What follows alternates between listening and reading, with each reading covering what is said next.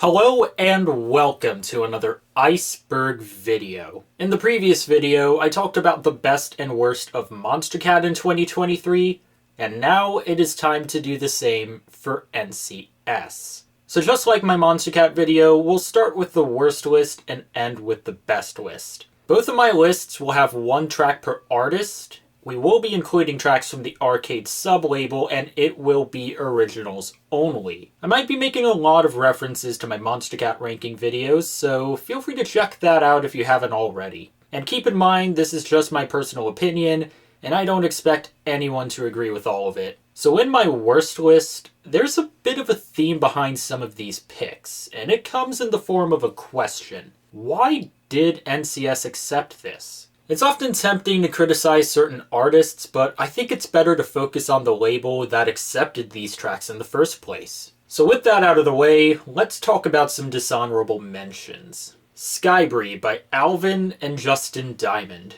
It's a rap song that disguises itself as a green circle. The lyrics are suggestive, and the drop is near non-existent. Devil by Diamond Eyes. As someone who liked Stars and Everything, I feel like this is just underwhelming in comparison. I don't like the lyrics, I don't like how weak the drop is, and it feels like it's just there to celebrate Halloween. Itty Bitty by Henri Werner and Ellie. Now, I'm not against pop music on the label as a whole, although the influx became painfully obvious as the year progressed. What I've started to notice is that there were a lot of pop songs on NCS that felt either generic or it felt like it was meant for TikTok and not much else.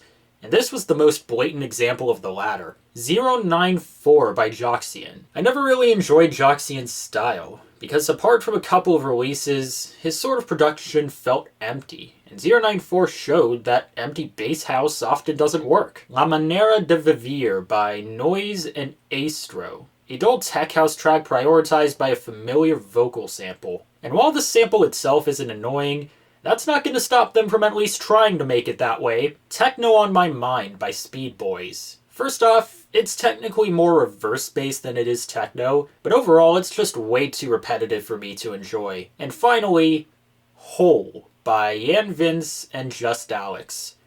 Because what on earth is that first drop supposed to be? So without further ado, let's get started with the top 10 worst NCS tracks of 2023. Going back to the main theme of this list, part of me wanted to put more pop tracks on here, but not a lot of it has been genuinely cringeworthy. I mean, it's not what I tuned into NCS for at all, but it's been mostly mediocre yet fairly tolerable. So let's instead talk about another genre that I think needs to be addressed: funk music. It's a more recent trend in EDM production, and while some artists try to make the genre stand out, a lot of funk tracks here have just felt too short, linear, and over-distorted to really enjoy. Let's talk about one of them.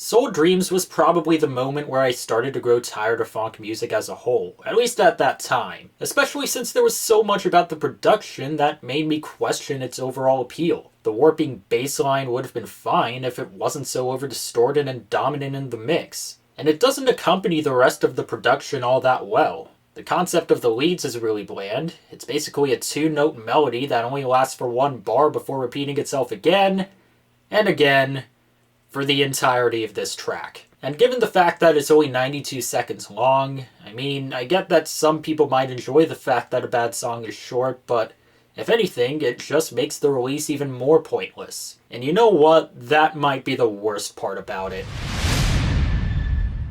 It has been a rough run of form for the green side of NCS. If anything, it has generally felt a bit difficult to get trap music right as of late.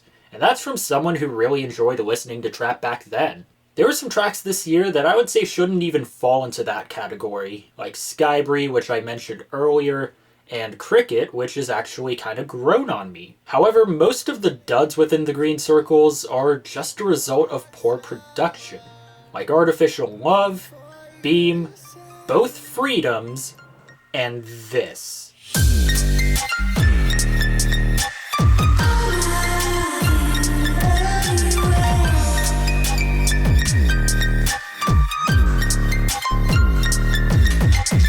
This one actually fell down the list for me because I wouldn't say it's extremely annoying, it's just rather awkward and near undanceable. There aren't too many atrocities about this track, but there's almost nothing that makes up for them. It's a chore to get through, as both the drops and the off drops just don't appeal to me whatsoever. The first break doesn't have much apart from bass strings and vocals that are overly auto-tuned, and the drops don't deliver either. It just feels too random and all over the place, from the awkward rhythm of the lead synth, to the melody behind it, to the fact that the only other parts of the drop that feel prioritized are the aggressive bass and the occasional vocal. So it indicates that it tries to go for a simple execution, but instead it provides a confusing snooze fest. So overall, it's a total mess of a release.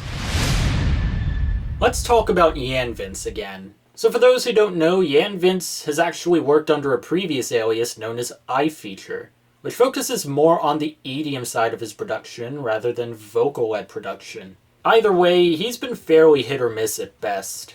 And if I had to pick the worst one from either alias, there would be a lot of options, but it's probably this one.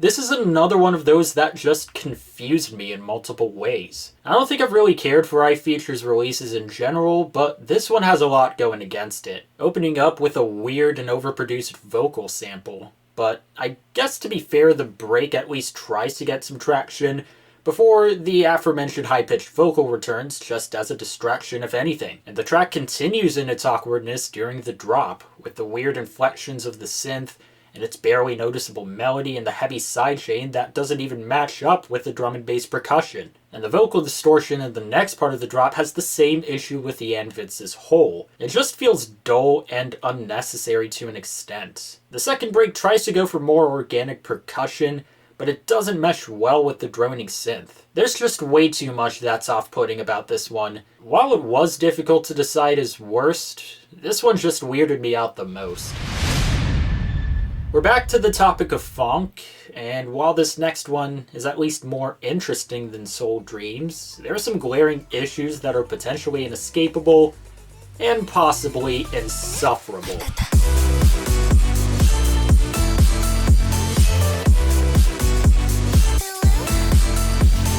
So I'll admit, I don't usually care too much for meme tracks. Having an obvious or specific reference to certain memes usually doesn't provide for a good appeal in an EDM set. That's probably why Crankdat's renditions of meme tracks have worked, because they're comical without being too specific. And to be fair, although the title of the track should have been a red flag on its own, the track itself was close to working in the same way until the drop happened. And the anime-based vocal samples are a lot more cringeworthy once the drop hits, to the point where they pretty much ruin this track all by itself. And the progression of the second drop is also kinda strange on top of that, sealing it as one of the most unnecessary funk releases on the label. And I don't think it was one that anyone was asking for. If you want to make my worst list, it usually isn't enough to just be boring. It might just depend on the label or the artist behind it, but sometimes boring songs are just way too easy to forget.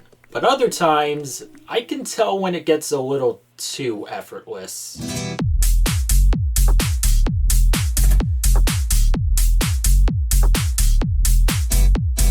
I think the reason I don't often include emptier songs on my list is because there isn't really all that much to talk about. I mean, there are a lot of tech house tracks that I could have and possibly should have put here, but this one might be one of the emptiest tech house tracks I've ever heard. It opens up with some Latin percussion, which just cuts off suddenly. There's a complete lack of a build-up, so instead what we get are some random guitars that go back and forth with a whispering vocal. And the drop also gets a sudden transition, and it's a simple tech house template. I'm serious when I say there's almost nothing to talk about regarding this drop apart from the sporadic guitar. And that just shows how generic this track is. And it's pretty much everything I don't like about tech house. You can argue that it tries to be anything but a standout. I would argue that it isn't even trying in general. To introduce this next song, let's play a little snippet of what I said in my Monster Cat video. There's a quick repetitive back and forth as it alternates between abrasive synths and the offbeat neurofunk stab, and it isn't even the first time I've heard that offbeat stab before. Yeah, this was the first time.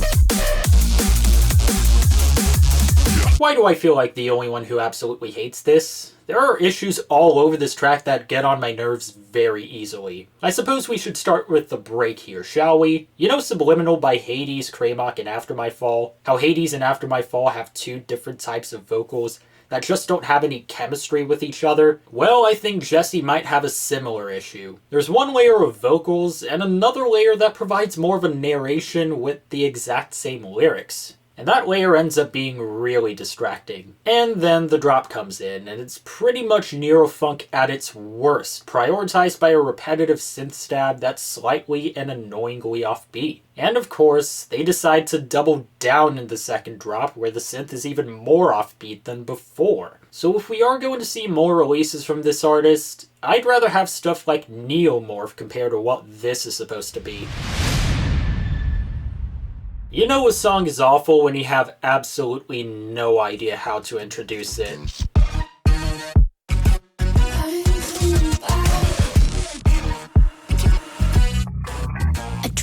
And here I thought Itty Bitty would be the most cringeworthy of the pop releases in 2023.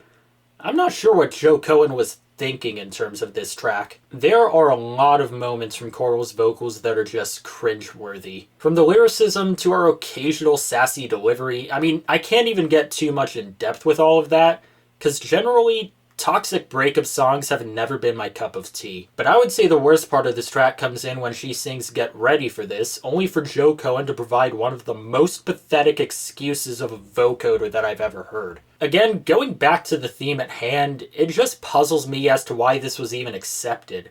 Cause I'm just stuck here questioning the appeal of anything this track has to offer.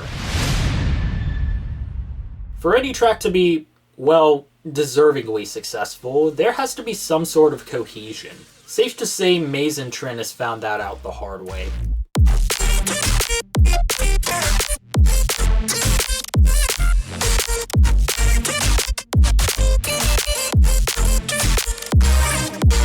The Lost Words EP as a whole, I would say it was at least okay. For the most part, the production felt scattered, but on occasions it was able to work. I found myself enjoying Would You Ever and Erase You in particular, and I think the main reason why is because the drop elements were more synth-oriented. Erase You had a lot of well-timed ear candies, while Would You Ever focused on more of a choppy style. That can be a bit hit or miss, but the choppy rhythm in this case made it really catchy. Lachrymose tries to go for the same strategy as Would You Ever, but instead of a straightforward synth, it goes for vocal chops as its main focus, and it's atrocious. The drops are messy, the vocal chops are whiny, the added effects make it near impossible to follow, and there's a complete lack of cohesion. And the trap switch up tries to make up for it until the vocal chops ruin all of the momentum yet again. So overall, it's an outlier in this EP in all of the worst ways possible. I was not expecting this track to end up this high on my list. I mean, I was torn on it after first listen, but it soured on me quickly once I researched further. So I saw Xanderex's December ranking video, and I noticed this comment from Quinsley, which basically called this track noise pollution and, quote, a great disrespect to certain Brazilians. And then this comment closes by saying, and I quote, try to translate this song, this reflects what Brazilian culture has become today. So I think this one might be the toughest one to explain since I don't speak Portuguese myself, but let's talk about some controversy.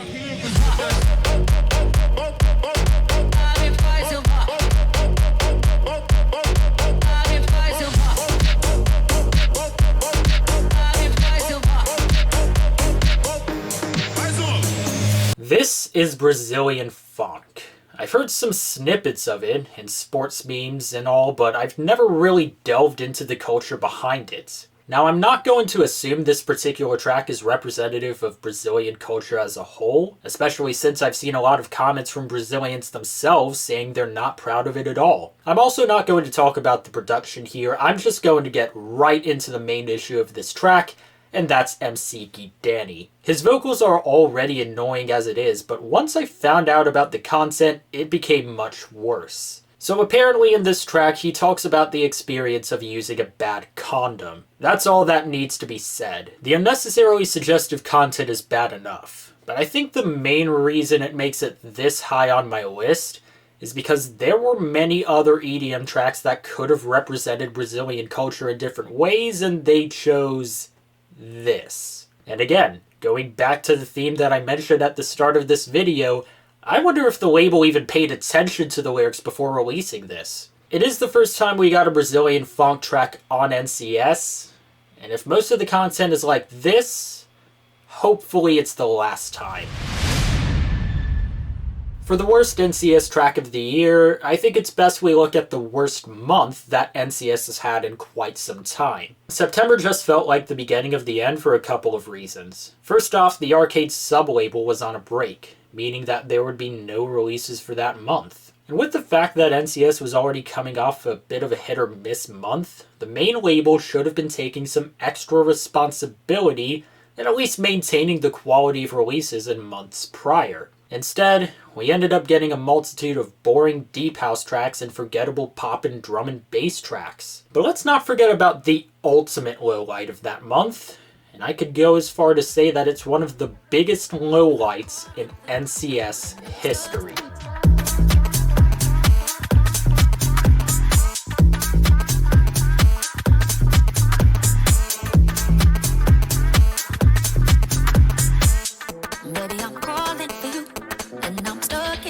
And the worst part of it all is that it made NCS's best of 2023, only because of views, for the purpose of, I don't even know. It just epitomizes the blandness of tech house through multiple elements, from the telephone static to the repetitive vocal chops that just get more whiny as the drop progresses, to some of the blandest horns in the second half of the drop. Where's the appeal in any of that? There's not much, if anything, that makes up for how dull this release is. And it's already punishment enough that the label accepted this track. How and why did they also accept such an awful music video? That just epitomizes how much of a regression NCS has had compared to what it used to be. And if there's one thing that it proved to me, at least at that time, it's that NCS wasn't being serious anymore. And that is the main reason why Vengeance and Octave's Calling for You is the worst NCS track of 2023. But now it's time to talk about the best tracks of the year. And I'll admit, there wasn't really a whole lot that stood out to me, but there was still a fair share of quality. So let's get the honorable mentions out of the way. All or Nothing by Ioban and Guy Arthur, a catchy future house track that isn't my favorite for its respective month anymore, but it's still a well-designed release from two really good artists. Too Far by Jonghyun and Noisy Choice, pretty much for the same reasons as All or Nothing, providing a call and response technique where the occasional triplet rhythm helps out the call, and the response meshes well with it. Keep Me Closer by Low Mileage. Garage has grown on me a lot in 2023, and this track is a chill and somewhat underrated garage tune. Voyage by Puig. The choppy effects add some extra dynamic and intrigue for the first two drops, but the final drop just transcends the rest of this track. Gone for Good by Rival, Jim Yosef, and Elena Cross. A solid prove-it moment for Rival on the NCS label. The alternation between melodic and heavier dubstep kinda has shades of Oblivion. This Time by Tatsunoshin. It's a nice euphoric hardstyle track where the vocal fits in with the overall atmosphere, and the drop melody does its job very well. And the final honorable mention, Time With You by Tola featuring RVLE. Like a Stone was really bad, so I was not expecting this off of Tola's return. It does lean more towards pop compared to some of my other honorable mentions, but it is an earworm. And in particular, the chord progression of the second pre-chorus is amazing. And with that, it's time to talk about the top 10 best NCS tracks of 2023. So I have a bit of a different reasoning for this one, because it isn't consistently great, but there are multiple factors going in its favor. The first one is the timing of the release, arriving out of nowhere and being vastly different to recent releases beforehand. The next one is the artist in question, who has intrigued me on the Monstercat label and finds a way to impress me here as well. But most importantly, and I could say this about its respective month as a whole, it provides some optimism and potential for the future of the label. So they better take advantage of that.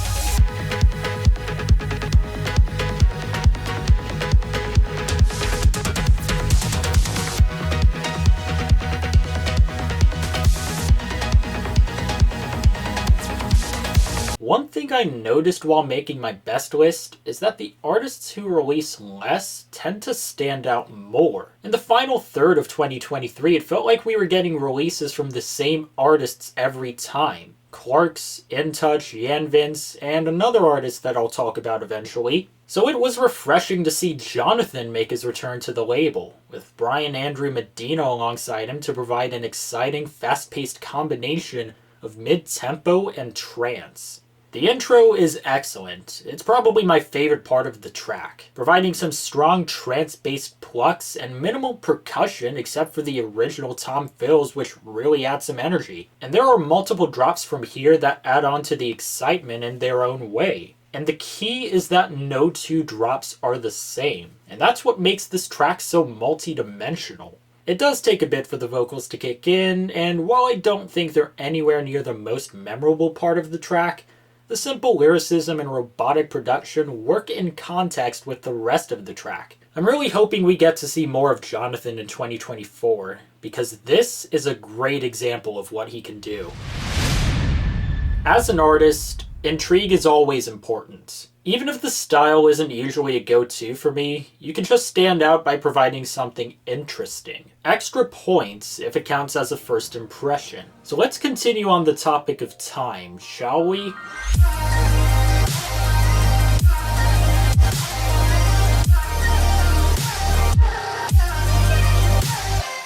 And like Jonathan, I think Oblivion should have had more NCS releases in 2023. A mere blip in your timeline showcases why, providing an immersive and chill future-based production to make it stand out. The drops might be a bit slow, but that's what makes it dramatic to an extent, as it has some nice vocal chops, an emphatic ARP, and some great backing synths to make for a memorable release. The second drop utilizes and prioritizes the aforementioned ARP to make it more emphatic, and the breaks provide more of an ambient cooldown that is just as intriguing. So overall, Oblivion really impressed me in 2023, and I'm excited to see what she does next.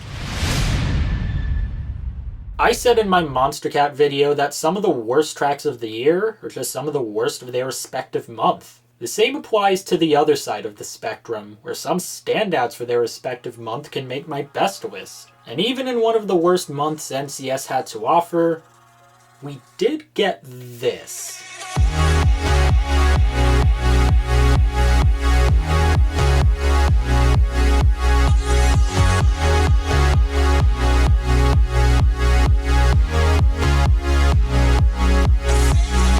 I never thought Sam Day would have one of the best EPs in NCS in 2023. I would say the keyword behind what made this EP work is atmosphere. And it was a bit difficult to decide which one would represent this slot, so let's talk about the track that started it all. This track combines progressive house with a bit of retro synthwave to utilize a dreamy atmosphere. Sure, the sidechain synths in the drop can get boring once in a while, but I think Sam Day knows that, and he's able to make the occasional effects fill up the drops so well. The reverberating vocals are great alongside the synths, and the bells in the second half of the drop add on to the dreamy atmosphere. So fair play for this one, Sam Day. It'll be interesting to see what he does from here. Do you ever look at something and wonder how it got there?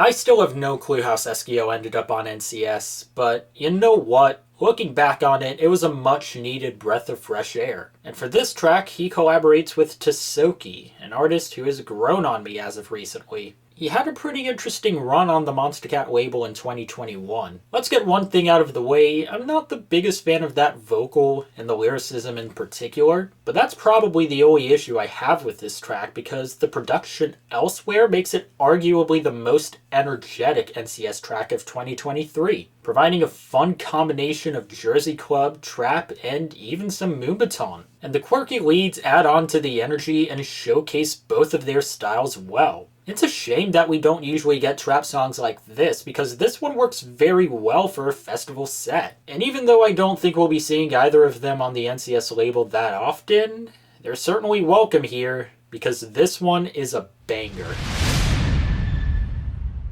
This track was very high on my list at one point, because it's rare when a track catches your attention before you even realize it's from the NCS label. But this one did. I might be alone in that.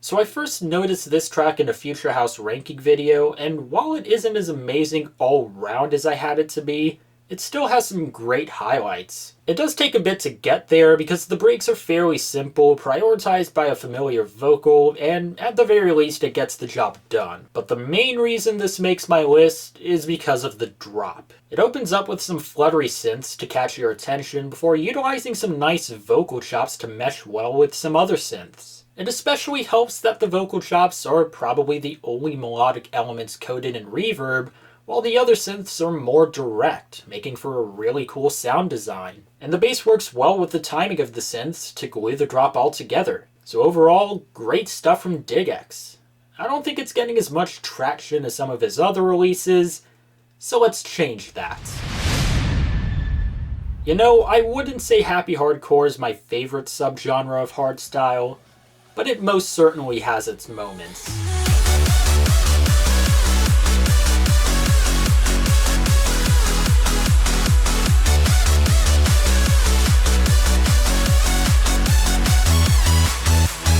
This one was JJD's only release on the label this year, and it was really fun to listen to. Now the key in making any sort of climax work, especially in happy hardcore, it's mainly in the melody. And on this occasion, it's catchy, it's easy to follow, and it's executed in a way that makes it really lively. The drops are fun, replayable, it's more of a common happy hardcore production, but there's some solid chemistry with the melody. And sure, you can argue that the vocal is a bit repetitive, but it still works very well, especially in the outro. So I'm not sure what to expect out of happy hardcore from this point, but I'm still looking forward to it. Melodic dubstep is a genre that I think can be divided into two separate categories. There's the emphatic side of melodic dubstep, and then there's the more generic side, for lack of a better term. And I bet some people might argue that you cannot have a good generic melodic dubstep track. This track proves that, yeah, you actually can.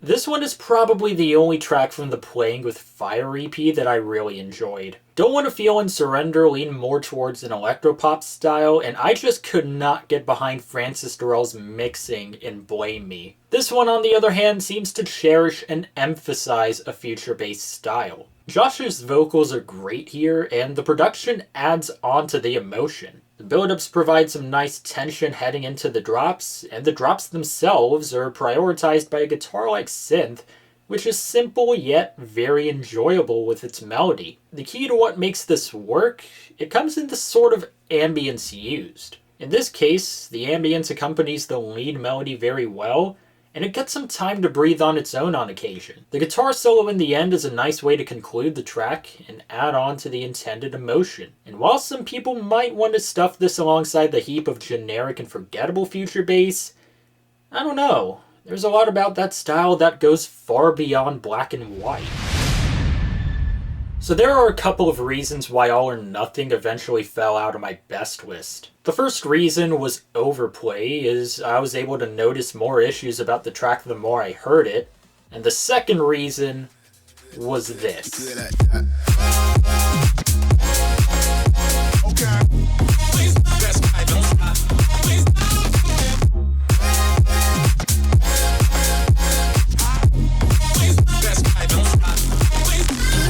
Sick has been really intriguing in 2023. All I Care on the Protocol label is probably one of my favorite EDM tracks of the year. There's a mysterious chord progression behind it, and the call and response strategy takes full advantage of it with the slap bass and vocal chops. And for this release, he partners up with JJL to provide another really nice house track. But instead of the more haunting atmosphere of All I Care, Like That provides some awesome color house synths to start the call of the drop, and the response utilizes a catchy slap bass and some enjoyable vocal samples to provide a great back and forth that carries this drop. And the little garage section in the break does well enough to keep my interest before transitioning back onto the drop. So this is an excellent track overall, and I cannot wait to see what both of these artists will do in 2024.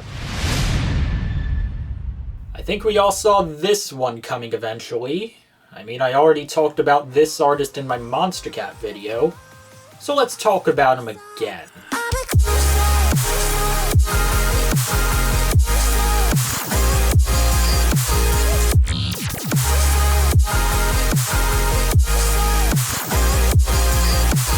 And here we have yet another artist that has only had the one NCS release in 2023. It's crazy that Roy Knox can just casually drop one of the best NCS tracks of the year before releasing on Monster Cat less than 2 weeks later. The production stands out in this track mainly through powerful triumphant synths, which are showcased in different ways within each drop. The first drop, it's a bit short, but it's entirely melodic dubstep with strong synths and some nice vocal chops. The second drop alternates more between melodic dubstep and brostep, utilizing some frantic brostep effects that kind of sound like laser cannons. And the final drop seems to combine the first two drops with the melodic progression of the first drop and the brostep of the second.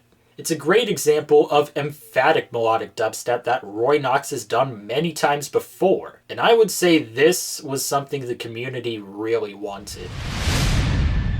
At the end of the day, it simply came down to which track I enjoyed listening to the most. While Closer was a standout for its respective month, I wouldn't even call it Roy Knox's best in 2023. But you know, while we're still on the topic of Monster Cat, this next track comes from an artist who made his debut in 2023 as a collaboration with MC Stretch. If you're wondering, yes, that is the MC Stretch behind Sub-Zero Project's Time Machine. Probably one of my favorite tracks from them to this day. I then noticed his releases on the NCS label, and this one in particular really astounded me, and I just couldn't put it anywhere else, because not very often do we get songs where you can just enjoy the ride every second of the way.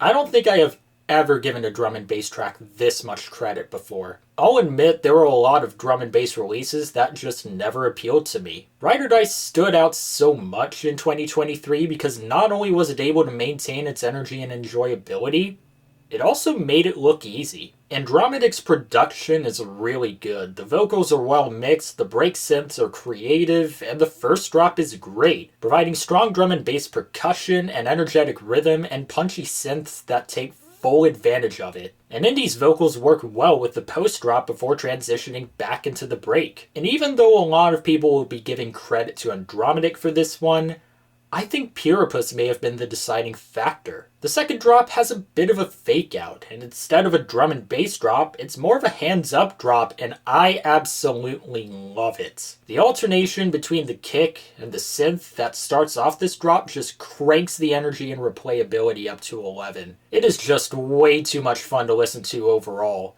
And that's what makes Ride or Die by Andromedic, Puripus, and Indie Skies the best NCS track of 2023. So that will wrap up this video. Let me know of your favorites and least favorites in the comments below. And for those who don't know, I've got myself a little gaming channel, so feel free to check that out if you haven't already. And if you guys enjoyed any part of this, then feel free to like this video and subscribe to the channel. And I'll talk to you in the next video.